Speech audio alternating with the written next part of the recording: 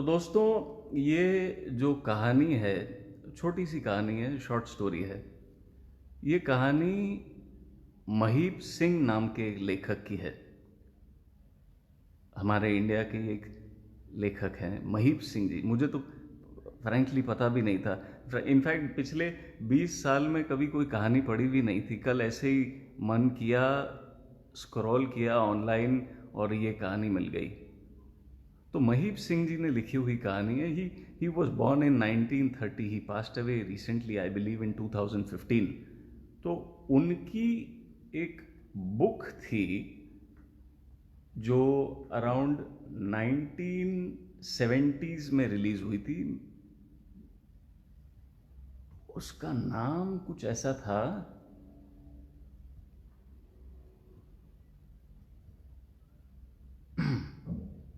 मेरी प्रिय कहानियां। 1973 में ये रिलीज हुई थी और इस बुक में इन्होंने ये कहानी लिखी थी। दोस्तों, कहानी का नाम है पानी और पुल। पानी और पुल इस कहानी का नाम है और मैं आपके लिए ये नरेट करना शुरू करूंगा।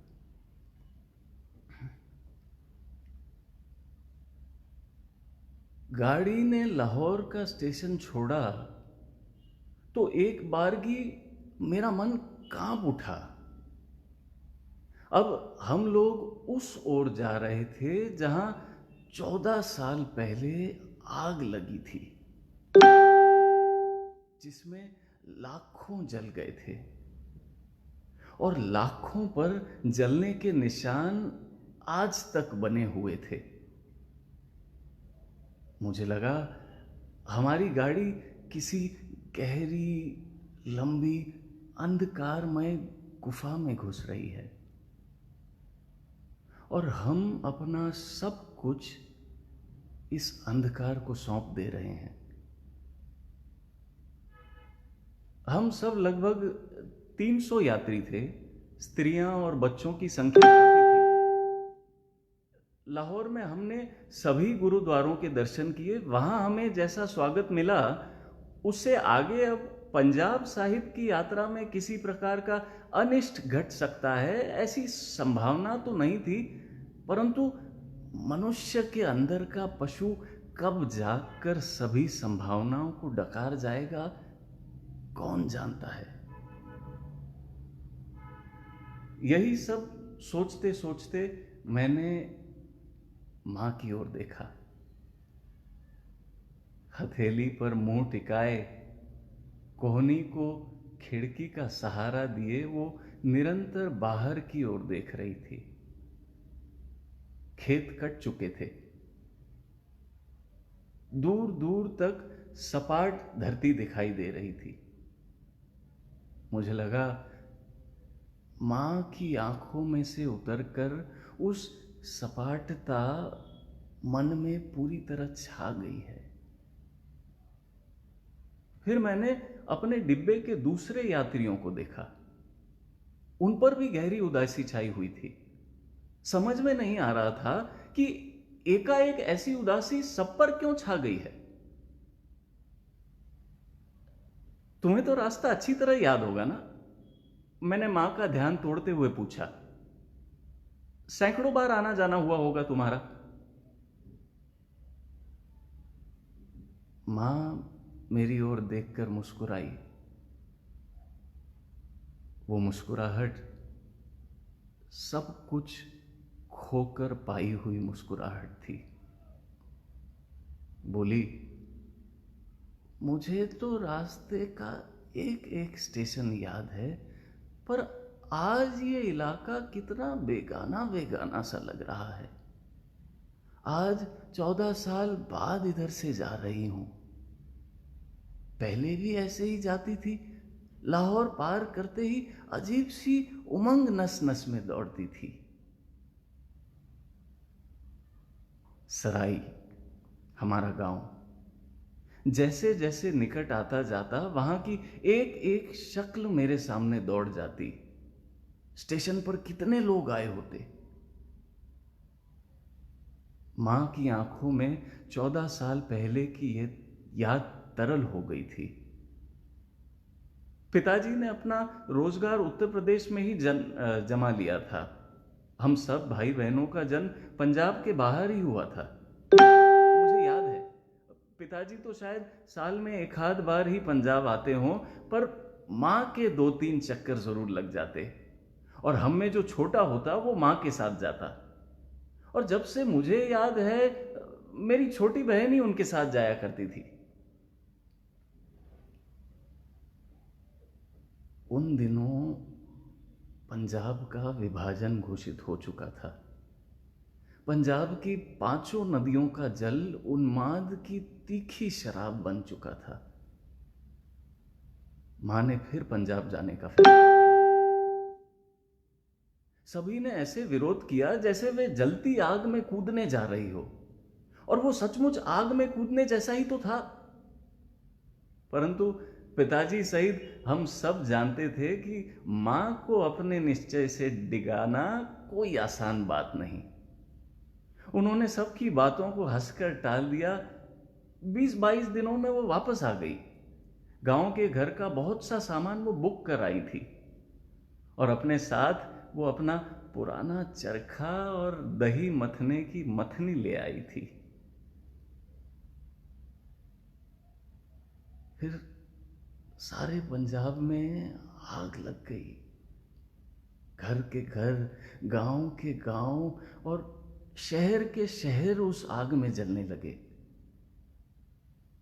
आग रुकी तो लगा इधर तक सपाट फैली हुई जमीन अमृतसर और लाहौर के बीच से फट गई है, और उस पार का फटा हुआ हिस्सा बीच में गहरी खाई छोड़कर न जाने कितना दूर खिसक गया है। हम सब फूल से गए कि उस गहरी खाई के उस पार हमारा गांव था। पक्की सड़क के किनारे पीछे की ओर एक नहर थी, और पास ही झेलम नदी अलहड़ लड़की की तरह उछलती कूदती बहती थी। मैं मां के साथ खाई पर राजकीय नियम के बांधे हुए पुल से गुजरकर उसी ओर जा रहा था जो कल कितना अपना था और आज कितना पराया है। मैं एक पुस्तक के पन्ने उलट रहा था तो मां ने पूछा, ये गाड़ी सराई स्टेशन पर रुकेगी? मैंने कुछ सोचा और कहा, हाँ शायद रुके, पर पहुंचेगी तो रात को 1-2 बजे। हम लोग गहरी नींद में सो रहे होंगे, स्टेशन कब आकर निकल जाएगा पता भी नहीं चलेगा। और अब अपना क्या ही रखा है वहां। मां के चेहरे पर खिसियाहट सी दौड़ गई। बोली, तुम्हारे लिए पहले भी वहां क्या रखा था? मेरी बात से मां को चोट पहुंची थी।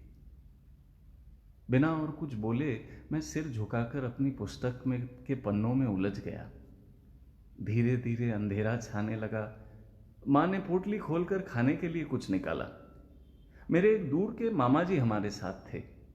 तीनों ने मिलकर कुछ खाया और सोने की तैयारी करने लगे। मामा जी तो 10 मिनट में ही खर्राटे मारने लगे। मैं भी एक और लुढ़क गया, लेकिन मां वैसी ही बैठी रही। कुछ देर बाद एकाएक मेरी आंख खुली, देखा मां वैसे ही बाहर फैले हुए अंधेरे की ओर निष्पलक देखती हुई बैठी है।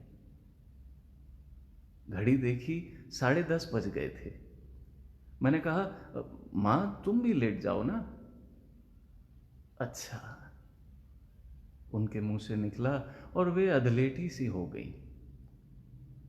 उस अधनिंदी अवस्था में मैंने कोई स्वप्न देखा ऐसा तो मुझे याद नहीं, पर उस नींद में भी कुछ घबराहट अवश्य हो रही थी।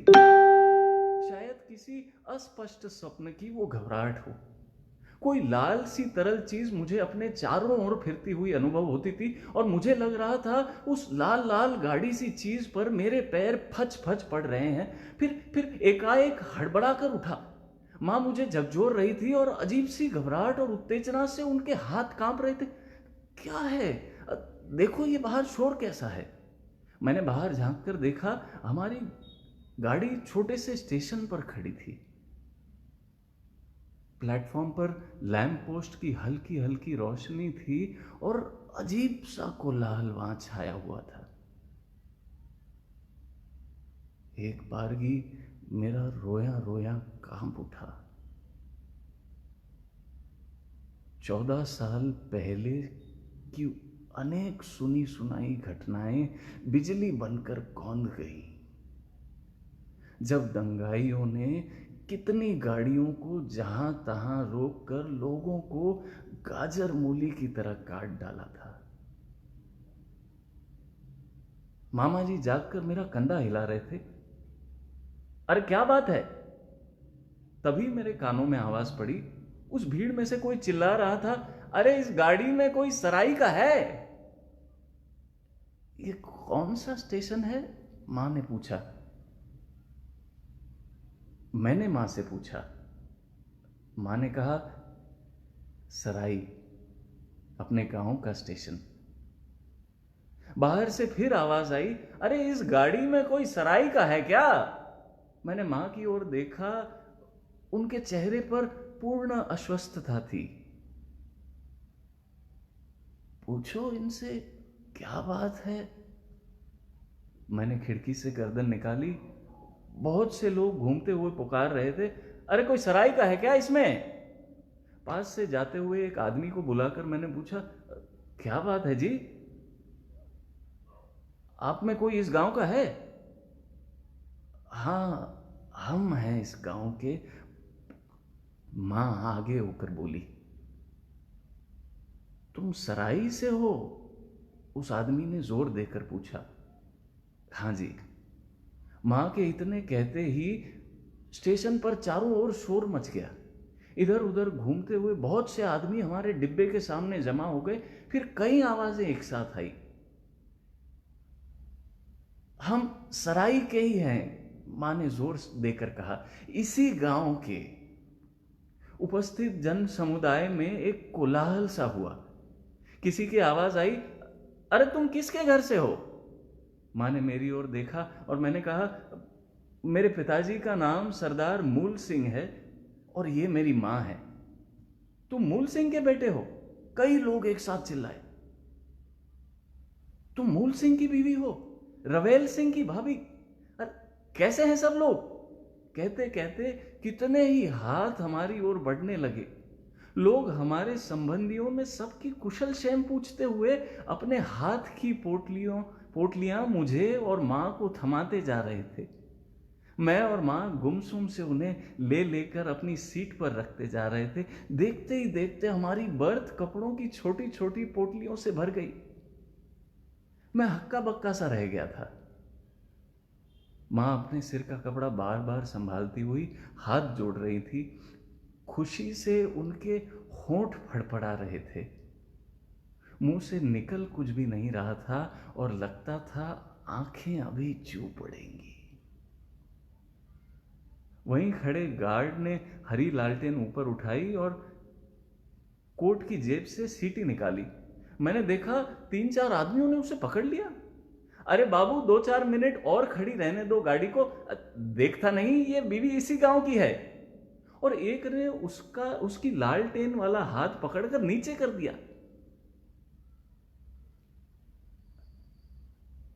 भरजाई कैसी हैं?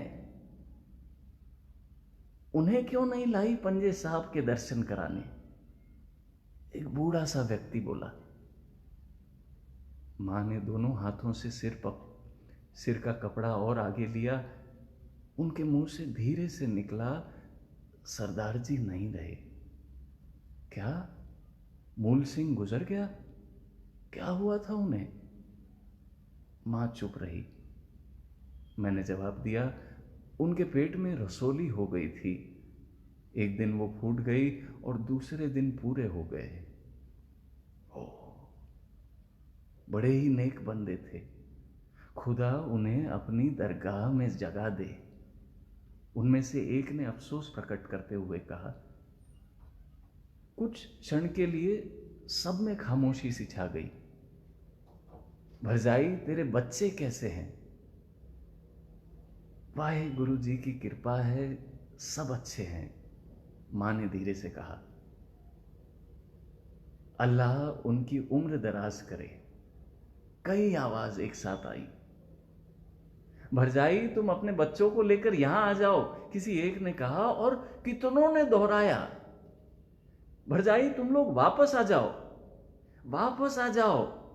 प्लेटफॉर्म पर खड़ी कितनी आवाजें कह रही थी, वापस आ जाओ, वापस आ जाओ। मैंने सुना मेरे पीछे खड़े मामा जी कूड़ते हुए कह रहे थे, हां बदमाश कहीं के, पहले तो मार मार कर यहां से निकाल दिया, आप कहते हैं वापस आ जाओ, लुच्चे। पर प्लेटफॉर्म पर खड़े लोगों ने उनकी बात नहीं सुनी थी। वे कहे जा रहे थे, भरजाई तुम अपने बच्चों को लेकर वापस आ जाओ। बोलो भरजाई, कब आओगी? अपना गांव तो तुम्हें याद आता है ना? भरजाई वापस आ जाओ। मां के मुंह से कुछ नहीं निकल रहा था। वो सिर का कपड़ा संभालते हुए हाथ जोड़े जा रही थी। दूर खड़ा गार्ड हरी लालटेन दिखाता हुआ सीटी बजा रहा था। इंजन ने सीटी दी और गाड़ी धक धक करती हुई चल दी। भीड़ भी हमारे डिब्बे के साथ चल दी। अच्छा भरजाई सलाम, अच्छा बेटा सलाम, रवेल सिंह को मेरा सलाम देना, सबको हमारा सलाम देना।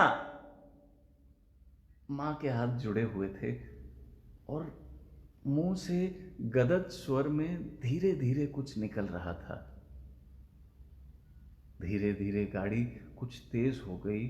हम दोनों खिड़की से सिर निकाले हाथ जोड़ रहे थे और भीड़ के लोग वहीं खड़े हाथ ऊपर उठाए चिल्लाते रहे।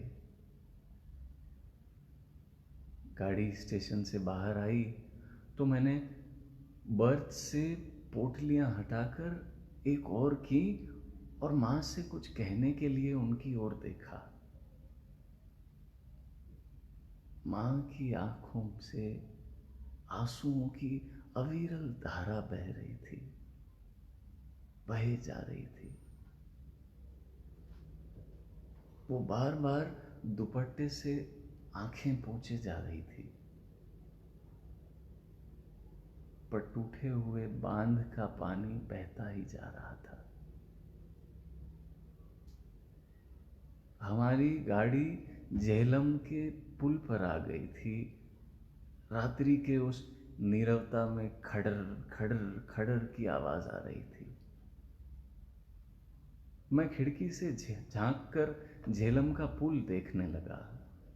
मैंने सुना तो था झेलम का पुल बहुत मजबूत है। पत्थर और लोहे के बने उस मजबूत पुल को अंधेरे में देख रहा था। मेरी दृष्टि और नीचे की ओर जा रही थी। वहां घुप अंधेरा था, पर मैं जानता था वहां पानी है। झेलम नदी का कल कल करता हुआ स्वच्छ और निर्मल पानी, जो उस पत्थर और लोहे के पुल के नीचे से बह रहा था।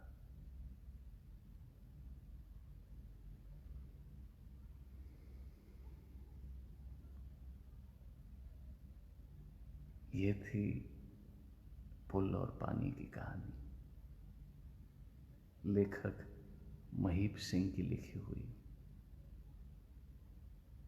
अगर आपको पसंद आई हो तो आप ज़रूर लाइक कीजिएगा, कमेंट कीजिएगा, और ये रिकॉर्डेड सेशन मैं फिर से ऑनलाइन अपलोड करूँगा।